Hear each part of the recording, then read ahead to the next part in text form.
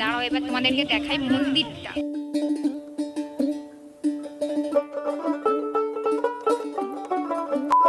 Hi guys, তো আমরা এসেছি ময়না নতুন পুকুরে।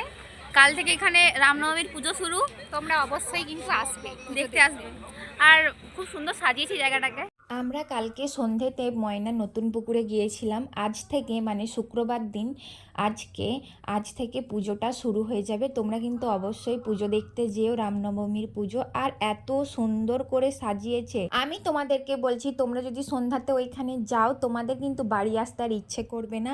আমরাও গিয়েছিলাম, আমরা কিন্তু অনেকক্ষণ ছিলাম। আমরা এমনি ছবি তুলতে গিয়েছিলাম ফোনে, তার জন্য আমরা খুব সুন্দর করেই সেজে গিয়েছিলাম। আর আমাদেরকে কেমন লাগছে অবশ্যই কিন্তু কমেন্টে জানিও। সবাই কিন্তু শাড়ি পরে গিয়েছিলাম। তার আগে শাড়ি পরেই আমি কম্পিউটার ক্লাস করতে চলে গিয়েছিলাম কম্পিউটার সেন্টারে। আর আমার অনেক কনফিডেন্স নিয়েই আমি গিয়েছিলাম যে স্যার কি বলবে ওইসব না ভেবে আমি কিন্তু ক্লাসও করতে গিয়েছিলাম। তারপরে এদের সাথে শাড়ি পরে ঘুরতেও এসেছি। আর আমাদেরকে একসাথে কেমন লাগছে অবশ্যই কিন্তু কমেন্টে জানিও।